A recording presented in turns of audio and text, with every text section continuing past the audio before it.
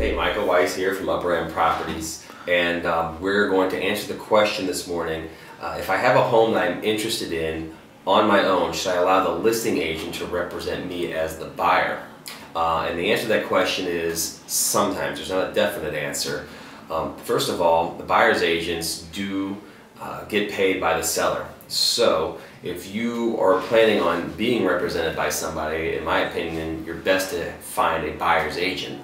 The fee that they're going to make, again, will be paid by the seller, and it doesn't make sense necessarily to not have a representative for your stake in the transaction, being that the seller is going to pay for the privilege of that representation for you to begin with.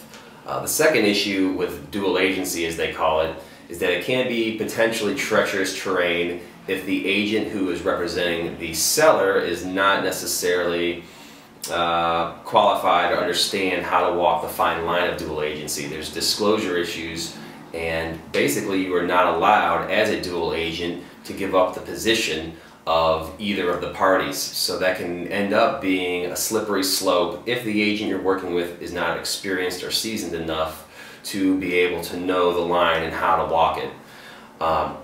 The last thing I would say is that if you do find a home that you want to purchase and it is listed by somebody and you believe that the agent is seasoned enough to know how to navigate that terrain, the only way that I would suggest it be worth it to you is if you can somehow negotiate the listing agent's fee so that the seller can reduce the price of the home, thereby giving you potentially a better value to purchase the home by. So if you think that entering into dual agency is going to allow you to purchase the home for a lower amount, and that the agent who is the listing agent, who would then become the dual agent, aka the buyer's agent as well, can handle it, it could be worth it. So you don't throw out the idea necessarily.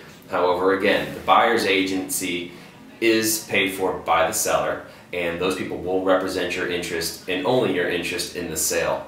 And also there are a lot of pitfalls that can happen with the usage of dual agency, so you really want to check and double check the agent, their past, their history, and know if they're able to really take care of the situation like it needs to be done.